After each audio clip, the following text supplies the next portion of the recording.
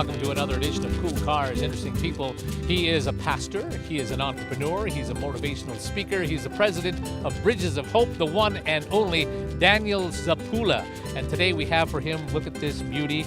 It's a 1979 Rolls Royce Silver Shadow. It's a beauty. This is the Rolls Royce Silver Shadow 2, and it's owned by Jesse Parmar. He bought it in Winnipeg a number of years ago. This Rolls Royce Silver Shadow is a luxury car that was produced in the United Kingdom in various forms from 1965 to 1980. It was the first Rolls Royce to use unitary body and chassis construction in response to concerns that the company was falling behind in automotive innovation. To date, the Silver Shadow has the largest production volume of any Rolls Royce. Now, the Silver Shadow was produced from 1965 to 1976, and the Silver Shadow 2 from 77 to 80. That was in recognition of several major changes, most notably rack and pinion steering, modifications to the front suspension, improved handling markedly, and this model has a 189 horsepower V8 engine. Externally, the bumpers were changed from chrome to alloy and rubber as a response to tightening safety standards in the U.S. Also, now made standard across the board with the deletion of the small grills mounted beneath the headlamps. Outside of North America, where tall curbs and the like demanded more ground clearance. A front skirt was also fitted to the Silver Shadow 2 and its sister cars. In 1979, 75 Silver Shadow 2 cars were specifically fitted to commemorate the 75th anniversary of the company with the original RR badges front and rear. Here it is, a 1979 Silver Shadow 2. Let's go pick up Daniel Zopoula. Aha, Daniel Zopoula. Hey, Mark. Daniel was traveling tonight on a plane. Or not. Oh, no. So good to see you. I am your chauffeur today. I've got a Rolls Royce, 1979 Rolls Royce, just for you. Oh, my. Yeah. Man, are you serious? Yes, And come- you driving? Oh yeah, watch out. Good Lord, have mercy. Lord have mercy. All right. Come on. Beautiful. There it is. Look at that, eh?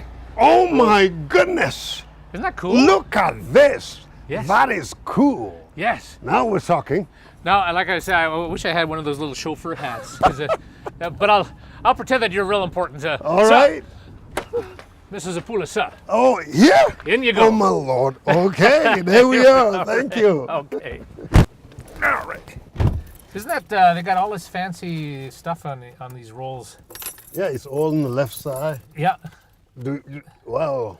Do we have to put our seatbelt on, even on the Rolls Royce? Always safety first. What happened when we don't? Do you think MAD are going to get us? Yeah, I think so. Mother against drunk drive. Yes, absolutely. That's right. All right. Oh, that works. This goes here. See, we can put that in reverse. Oh, okay. I'm working on it. Oh, yeah. Okay, I can do this. Yeah, and you heard that the Dukes of Hazzard? Boss Hawks. There we go. So you grew up, of course, in Burkina Faso. That's right. Am I saying it right? You got it. Burkina actually. Faso. Yeah, that's French. That's Is it? You said it very well. Burkina Faso. Burkina Faso. So, what did you ever own a vehicle when you were there? Me owning a vehicle? Yeah. No, I think no. I own nothing. All I did, I remember, is that we went on donkeys. Really? We had a couple of horses. So I went on a donkey, and you just cross your leg on it. That's the seat belt that you wear. Really? And then you watch as the animals struggle to carry you around town. Yeah. But, I mean, because Burkina Faso is an incredibly poor country. That's right. One of the poorest in the world, is it not? Economically, it has been really, really seen as very poor, but so rich in terms of its people, its culture, and diversity of resources that you can find there. Well, and you're a perfect example of someone with a resource. You like your personality is your resource. Oh, thank you. No, Say more. I like that. Say more. Well, I mean, it's just anytime that anybody talks to you or you have a conversation with you, you just walk away and you feel enlightened and you're happy. Oh, and it's good. Mark, that's encouraging. No, that's very true. I want to leave people better than I find them. Well, that's very whenever. good, and I sincerely mean that. Oh, thank you. And one of the reasons I wanted to do this was just because you're just You know, Yeah. you've got a story to tell. I mean, Yeah. when did you decide I need to get away from Burkina Faso? I'm going to take a guess because I don't know. I really don't know how old I am. Really? So let me say, yeah, probably age 7, 8, 9. Yeah, in Yeah. those days, just really have been truly impacted by Canadian couples, missionaries who were there in Burkina Faso. Yeah. They risked everything, came sick, and decided to do their best. And my life was tremendously affected and altered and edited by Wow. their presence and the content of their character. Wow. You talk about added value. The presence of that couple really brought the added value Wow. that I needed as in my early childhood. Yeah. So that's when I grew with such a fondness about Canada and a desire to connect not only with these people, but where they came from. I wanted to see the whole from which they came from, Right. and I wanted to be just like them. Wow. No. Yeah. Was your life in Burkina Faso a struggle, or did you just not know any better? Did you enjoy your life growing up? Like most people in Burkina Faso, they will describe their life and their experience of life as being full of struggle. It was a struggle, and especially in the 60s, 70s, where you have so much in terms of politically as well as hunger that kept really hitting the countries. Really, people were having a hard time. So I did not have a very great experience in my early upbringing, and but the people who are around me, the parents and lovers, people who love us, they did their best. Yeah. You know, I can tell you the whole summary of my life sometime whenever space is natural. But you just ask me, I'll tell you. But it really has not been easy. Yeah. Yeah. Did you understand growing up that this was a struggle, that you were having a tough time, or is this just that's the way your life was? Mentally, physically, psychologically, it was a struggle. Yeah. But one of the things about the poor people, the greatest thing about two reality about poor people. Number one, a poor person doesn't know how poor they truly are until they see someone else who is less poor than they. Yeah. Second, poor people are truly disconnected.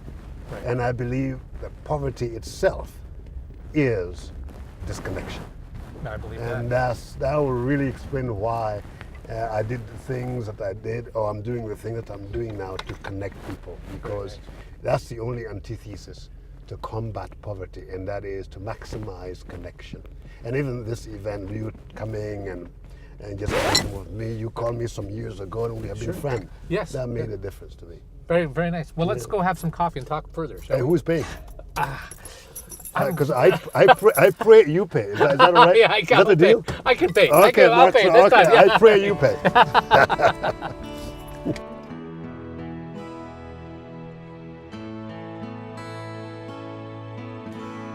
All right, so let's go from Burkina Faso, and you've met these missionaries. You said, I want to get out of here. What was the next step for you? Where did you go? Well, next step is that they helped me go to school. In Burkina Faso? In Burkina Faso, they helped me start first Sunday school.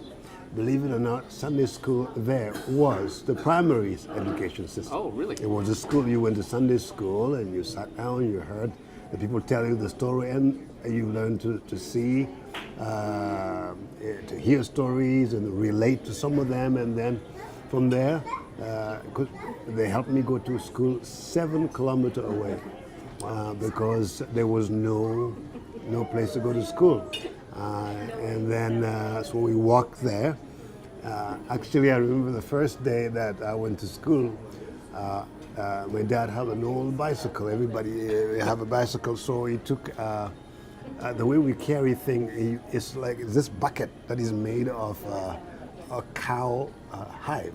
So you put it in your bicycle. So he put me and my brother there on that bicycle, and he dragged us to go to school. And 7 kilometers away, and then he dropped us there, and we went to school under a tree, and he disappeared.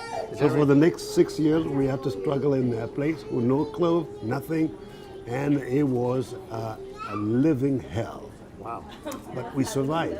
Yeah. Yeah, with 90, over 90 people in our grade 1 classroom, it's let the best survive. And so we end up really making it into grade 6. And from there, I was helped, somebody helped me to go to a Catholic school in a town which is about 130 kilometers from my village. So I found myself, so I never lived in a place for more than 4 years. I've been moving like a nomad. So that's when I took my basic education, my schooling, my college, and then I graduated and then I got my teaching degree, because after grade 9 you take this exam, which is BPC, and that allows you to teach. So at that point, I was so lucky that at least I got that. So I wanted to stop school. And then one of my uncles said, no, you're not stopping. Keep on, because I didn't have money to pay. He said, do everything you can.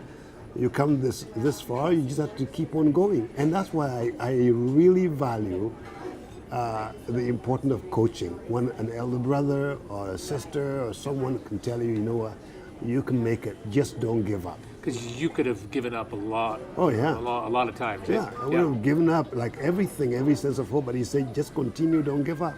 And then that's what happened. And then I finished my school, and then, but I always kept on reminding people, I say, I don't belong here, I know where I'm going, and I think I'm supposed to go away so that I can be able to come back and help you. And you did? And that's what happened in 1994. Somebody from Vancouver really decided that he wanted to help a bushman, somebody from Africa, to come here. What the hell, you're a bushman? Just like that, that's right. And then, so all I know is that... Is that almost racist in a way? I want to help a bushman? No. No. I love that term, bushman. Do you? Okay. Because that's what best describes me. Yeah. I love that, because there's something about the bush that makes the person that I am, and that define how I think, and that define my business, the way I do business, the way I do charity, the way I do everything. Yeah. Because if we can understand what it means to be a bushman, we will understand the value, a life, like the added value to it is incredible and insurmountable. Yeah. So you get to Vancouver. Yeah. No. Yeah. And then I continued to Eston, Saskatchewan, where I went to school. Have you been to Eston, Saskatchewan? Never have. Well, it's way out in the bush, I hope this put Eston in the radar. Because the reason I would end up there is that's where the missionaries who helped me came from. Oh, okay. And they have gone to school there, and so I went to school there. I started with Bible school, and then from there I went to university in Regina. Regina? Yeah, and from Regina, ended up here in Lethbridge working in this place called, it used to be called First Congregational. I took a position as a minister. Right. And are you an ordained minister? I have been there for a long time. I've been working for over 30 years in the ministry, in the pulpit, and I have been a great joy and trial for me. Wow. Yeah. First of all, were you a Ryder fan in Saskatchewan? Well, for anybody who is not a Ryder fan, you come for prayer and confession. Yeah, indeed. They say God is not partial, except when it comes to the Riders and the Flames. Fair enough. So yes, but we won't talk about it. No, we won't. So, I mean, obviously going from Burkina Faso to Canada, big, huge, A, culture shock, B, climate change, difference. How did you adapt to that? Poorly. I did poorly. Yeah, I'll bet. Like my first words were not happy and not helpful. First of all, remembering that we speak French, right? So I had to learn English. Oh my gosh. And so the earliest days were very, very difficult. As you live among the people, you want to say something and you don't know what to say. And one of my earliest recollections is that for a fella who tried to help me very, very well, one of the things I told her, I said, "You're fat." it was meant as a compliment because from the bush, from where we came from, is actually a good thing. Yeah, And even in the Bible, it says, God bless you with that. So when I say that, she did not appreciate that. And course, so that was my first cultural shock. So I learned that even in the King James Version, you do not use those words to as a compliment to anybody. Yeah, right. But I grew strong enough to learn the best vocabulary. Well, you did well now. I know, thank you. And also the food. Like, I was really intrigued at how the people here were eating food that are so full of sugar. Because the food was so sweet to me. It was incredibly sweet. So it took me quite a bit to actually get used to it. But here's one of my favorite parts. I was invited in someone's house. And then they served us a meal. And then I think there was about 4 people, just my memory. So maybe 4 people in that family, and I came. And when they set up the meal, in the midst of the table, there was a massive chicken that was there. And I could not believe that this is just for the 5 of us. Now, if you go backward, a chicken like that would feed my whole family. My dad have 8 wives with 35 children. A chicken would feed the whole of us. So now I sit down, I could not believe it. So when they did the prayer and the ceremony over the meal, giving thanks to Jesus and praying, and I say, okay. They say, go. So I went for the chicken. I ate the thing, including bones, because I'm just saying, and then they were like this. Oh my God. And people were saying, to me, you don't need to eat the bone. And I said, what are you talking about? Because when I in the bush, I ate the chicken and the bone, and it was really good. It didn't hurt. I didn't. Like, it was so good, and I was eating. And then after a while, they said, yeah, they're done. I was still eating, and they were already done. And there's still half of the chicken left. And I realized very quickly, maybe you don't need to eat the bones, because there's plenty of meat left. And then my mind, the maps of my mind began adjusting, and I realized there is so much more here. And then when you go, you can see the size of our garbage, and it's like, wow, we throw so much away. And that's when thoughts just generated a seed of many thought began germinating in me. That maybe there is opportunity to connect here and there. And it was not higher to the lower. It's like, how do you connect 2 communities of equals? Because humanity cannot be, there is no, we are all equal in the span of it. So if I could connect the people here and the people there, I thought great value could morph out of that. Right. The world will be a better place. And you know what? That's what is happening now. You've made progress? Well, we're making slight progress a little bit, and it's unbelievable, the progress that we are seeing. I think currently now, in terms of Bridges of Hope, there is over 20 nations and that are active. And historically, probably 40, 50, there's many nations we have been there to help and to bring, to build the bridge that will connect people. Because on that bridge, I believe something tremendous will grow out of that. So let's go back to when you created Bridges of Hope. You started it, and that was your whole idea, was what you just said. That's right. That was the idea of connecting people both, because when people are connected, there's an exchange of ideas, exchange of resources, and so much grow out of that. Is naturally, not abnormally, but naturally. Sure. I love everything that is done naturally. So 1995, so that's where the first seed began happening, as a fella from China who was in the same school as I, and he gave me $5,000. I said, he said, well, to help your people. So that's where it all began, and so we helped put a water well there. And in Burkina? Yes, Yep. And it was unbelievable what grew out of it.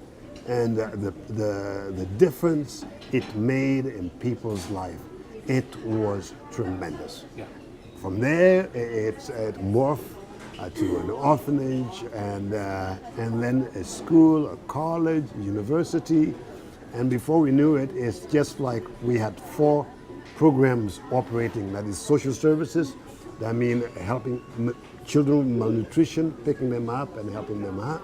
And then second, education, providing just opportunity for people. Because where we grew up, where the street I walked when I was a child, there was no schools there. So we want to join together with a community to build a school and infrastructure that will actually help them. So education, and then we realize that the health, people could not, because when people are unhealthy, and for most people they're hungry, they have no food. Right. You got to feed them. They say empty stomach have no ears. You cannot do an education. Nobody can learn. So that's what we developed. So health. So we built clinics. Wow. And then we add to it school, and before we know it, things were moving. But the piece that was missing was this part, that you know what, the poor people keep on reminding us. I say poverty is a lack of connection, but when you connect with the poor, you realize one thing: they don't need our aid. What they actually need, they need me and you to help build their capacity to do. And to be who it is that they are meant to be. And they realize it used to be, you know what? You don't give them a fish, you want to give them the rod. The pole, yeah. What's that? Give them the tools. Yeah, give them the tool, help them. And I realize really, like many people said, the poor people don't need us to teach them how to fish. All that they need is access to the pond. That makes sense, because you can get all everything you have, the tool. If you have no access to the pond, you can't feed yourself and your family. So that's really what we just begin realizing. And so we created economic tools to help them. And one of them is microfinancing, microloans, and helping and coaching people develop businesses, and not providing money in such a way that it diminishes them. Right. Because Mark, I don't know if you are a businessman, maybe you are. So if you never run a business and I come and give you, there is $1 million as a run a business, you won't know what to do. No. So if you want to help people in a business, start a business, don't just give money to someone who knows nothing about business. It's better to help people who have already started a business and is fledgling, is falling because they don't have the capital to do that. So we help people with capital. So we become partner with them. And out of that partnership, we are so pleased to report now thousands of people. Right. Like not 1,000, not 2,000, like some 20, 30,000 people. I'm saying it's more, they're figuring it out and they're making a difference. They're driving cars, they're like the life of people have changed. And I say to myself, I'm going to the door in Lethbridge, say, can you sponsor a child for $35 for $40 a month? And I'm realizing, you know what? I got to make that temporary. The photo, what if that 30,000 people, you don't need to sponsor the children anymore? Right. You know what? When business thrive, everybody, family thrive, community thrive. Like it's the society, the people, they're more taxpayers, and people are more education. That is where I think we need to rethink and our investment. And how charity really works. Oh, charity itself, I believe we want to transform charity itself, because it's broke, it's not working at all, and people know it. And I can't wait for the day when a leader of this nation or our city, someone will say and set a guideline for charity. Can you believe it? For me, and if I want to take, like media, I want to take you guys or your company, I want to take you to go and visit what we are doing, I say, and make an impact report. Someone has to pay for your bill. Right. But if I pay for it, that's out of admin fee.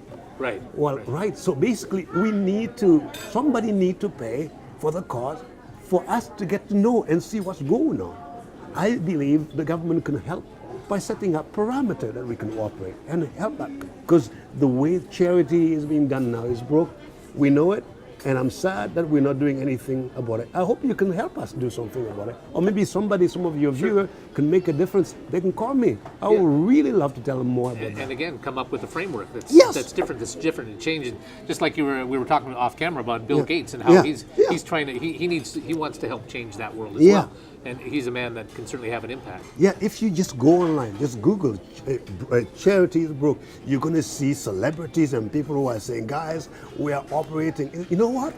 During the wars, because where we grew up, there is incredible war. People are fighting on donkeys and horses. You know what they do?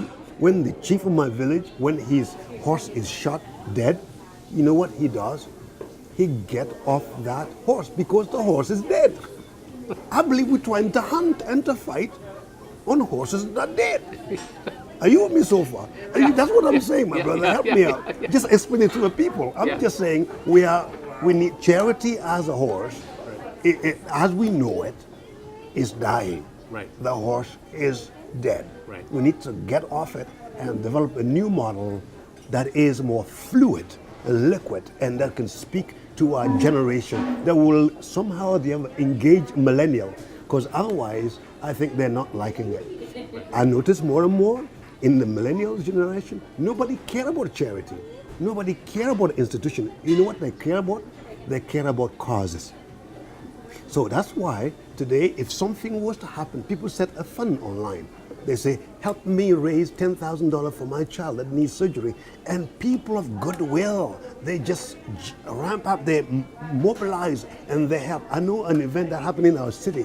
I was so tearful, full of tears when I saw our community in Lethbridge just rise up, and people gave money. And through Bridget, we were able to facilitate that for that family who was in dire need.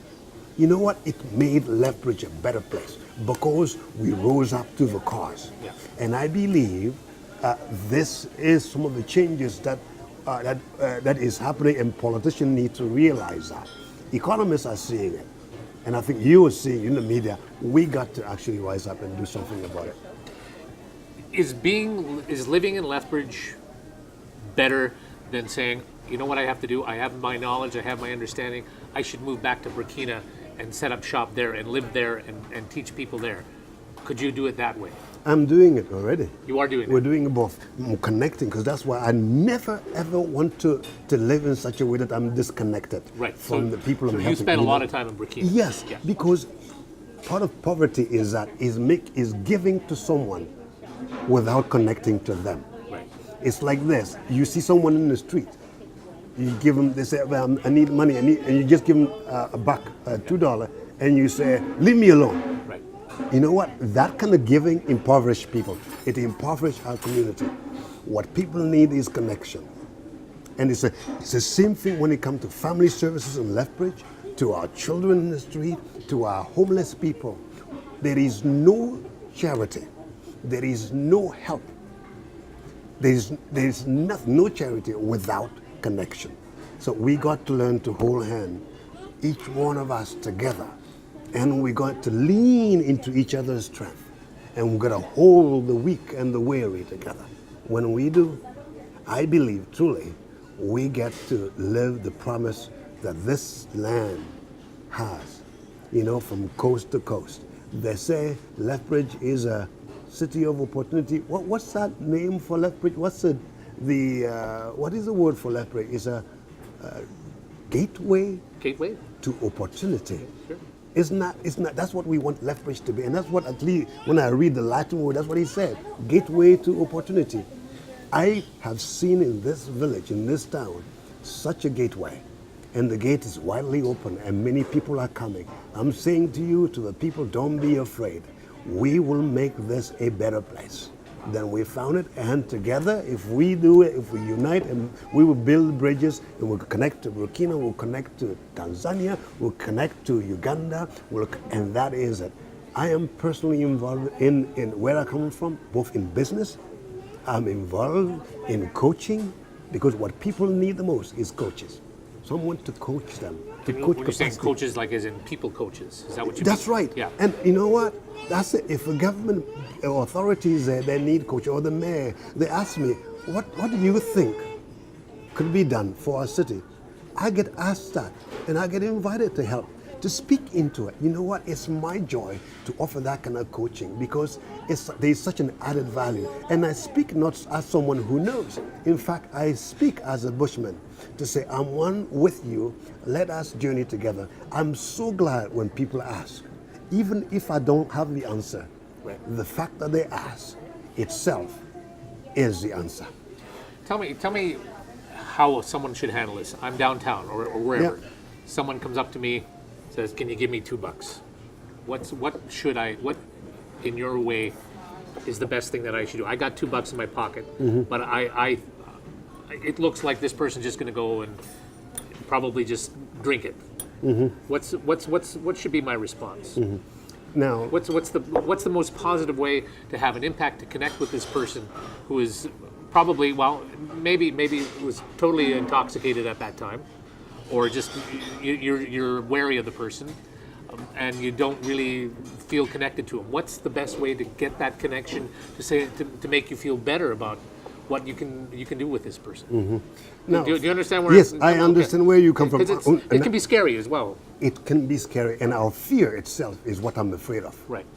Fear itself needs to be fear, because we fear each other, and fear comes out because we demonize people. Yeah. It's otherness of someone else. We turn them to others, a distant others. We keep them at bay, and we create fear around them. But coming back to the question, it's the same thing as yesterday. Someone told me the story of a fella who was shot and was crawling into one of a coffee shop, and then was asking for help. And people were coming to this coffee shop, to get their coffee, and they're stepping over them. And everybody assumed that somebody called 911. And the fella, after 30 minutes, died. You see, because we have this way of always assuming that someone else is doing it. In the same way, when you see someone in the street who is holding their hand out, they are not handing out for economic aid. First of all, I need to remember this. Maybe they just need me to connect them to the right place. Some of them have mental disability, mentally they are unwell, or and they need appropriate help. But if they are hungry, it is your responsibility to feed them. It's not your government's responsibility. It's not your city's responsibility. It's your friggin' responsibility. If you see a poor person and you don't do anything about it, you have gotten too used to it. Yeah. So I said, and I say that again, both at church or whatever, at any gathering, I challenge and I said again, when you see the poor and they reach out to you, you must exercise your heart. It's not about the poor person, it's about you, because your heart is like any muscle. Last time I checked, if I want to develop my 6-pack, my 8-pack, so most people modestly forbid me to show you my 8-packs, I know. But I know that to get my 6-pack, I had to work out, I had to lift weight, right? I believe your heart is like that. It only develops as you exercise it. So I challenge people to exercise their heart. And whenever you see a poor person and they reach out to you, if you decide to give that $2, remember, it's about you. It's not about them. Interesting. I want to move ahead to Theo Fleury is coming to town. Talk about the big fundraiser that you've got going. What that's all going to be all about. Wow. So Theo Fleury is coming, and we're having a gala. We call it a Building a Bridge Gala. It's happening on the 28th. It's a Thursday night. And a ticket is $125. It's not just for a meal. You get to hear one of the best speakers, and you got to hear me. You got to have fun. Like, it's incredible. Good meat. I promise you, you don't need... Chicken there? Chicken there? Big chicken? Big... Yes. And you don't have to eat the bones. Thank you very much.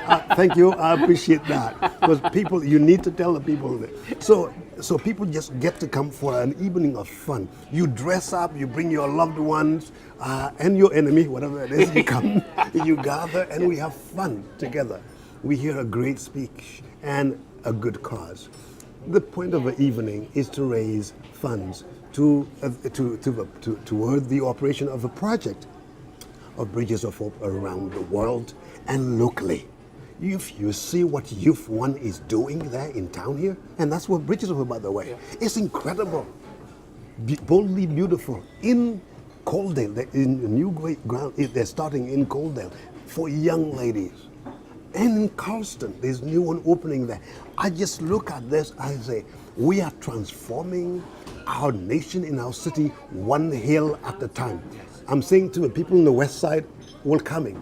We're gonna, I know there's always a rivalry, whether west side or south side. I'm saying we're gonna come to you. So really, this is an event about raising just awareness and raising fund, because we need the money. And if you are sitting on a pile of money, help us out. Reach out to you. Write a check that doesn't bounce. That's the important thing. take cash, MasterCard, credit card. Just write. We want check of a level of $10,000, $20,000, $1 million, $2 million. Like this money will cause tremendous good around the world. Yeah, fantastic. What's the significance of Theo Fleury? What is Theo? Oh, that guy. Number one, I haven't met the guy. So I'm looking forward to meet him and looking face to face. Notice I came from a football, like in Burkina Faso, we play soccer, football, sure. The real football. So I'm getting used to hockey now. Right? And so what really touched me about that guy, it's not even the game and the sport, it is a man. And it's the nature of a man. So his story. You know, when I hear secondhand his story, there's something about his story that I believe every poor person in the world can relate. And not only poor people, every human being can relate to. In particular, I can relate to his story. In fact, we can take his story and put my name to it. Really? But spare the celebrity. Right. You know, because I'm a bushman. I'm trying to say, if we take his story, we can put it into many people can put their name to it. But for many of them, the world never will hear their voice. Right. The world never will listen and hear their story. So by creating space for him to speak, I believe he speaks and he represents millions of people.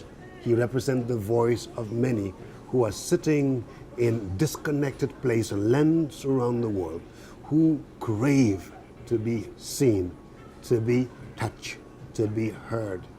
And that is why we decided that this is a man for our season, and we are so grateful that he came. That's fantastic. Yeah. Where do we get the tickets? What's the best, where do we connect? Online, the Bridges of Hope. Bridges of Hope? Yeah, you just go to the gala, you can get that one and really buy. Or you can call my office at 403-380. Do you remember my number? I don't know. Why don't you know my number? Okay, it's 380 Yeah. 3844. Okay. 403-380-3844. Do you think I forgot that? You were acting as if I forgot. So I look like I forgot. Actually, I did forget. So don't tell anyone about that. My boss will fire me. We'll edit that out. Oh, okay. That is fantastic. That's going to be a great cause. Yes. Anything else you want to, any other messages you'd like to bring today? So first of all, you're going to be attending. I will try my best. Don't try. Okay, do it. Just do it. Okay. Is the camera guy going to attend there? Yes. He'll be Thank there. you. Thank God Almighty. So yeah, remember, I pray, you pay. Okay. Right? Right. That's the rule. So all the other thing aside, I want really, if there is anything, I want to say thank you to the people in Canada. I'm here because a Canadian reached out more than his hand, but actually made the effort to come. Anytime I see Canadians and American or people around the world traveling and going to these poor people and trying to connect and seeking to understand their stories so that they can come back here and tell those stories, I think that's half of the problem solved. When you go not to colonize, not to actually trivialize, not to impose your solution, when you go there in sense of trying to understand, seeking to understand, there already is an added value. Right. That is so important. As thank you all who made the effort to go. It costs you money. Sometimes there's no tax receipt for it for many people. I understand that. You know what? You paid the price, and that is worth. I say thank you. Yeah. Many people have been sponsoring children, not just with Bridges of Hope. There's many incredible organizations, and we are not. I'm not claiming that we are anything. Actually, no, I'm not claiming that. But I'm saying for every act that you've done to the poor, to sponsor somebody, I think you've done to me. And that made a profound difference in my life. And I'm here to express my gratefulness to Canadians who reach out, and to American and people around the world who do that. I see the goodness. I'm a man of faith, the goodness of God in the heart of people that is so poured out around, and that touches my heart. So I just want to say thank you to the people and you for creating this space and giving me a ride in that nice, lovely Rolls Royce. You're very welcome. What it is, such a place of dignity. I never would have imagined that. I grew up on donkey's back. Yes. Now, here it is, I am sitting in this nice restaurant driven by you, Mark Cameron, on a Rolls Royce. Yeah, that's right. To the greatest bushman I know. Yes. There you are. And I'll buy. I'm going to buy. Yeah, and I'm praying. Okay. And you pay. Thank Daniel you. Zopoula. Thank you. Thank you, Mark.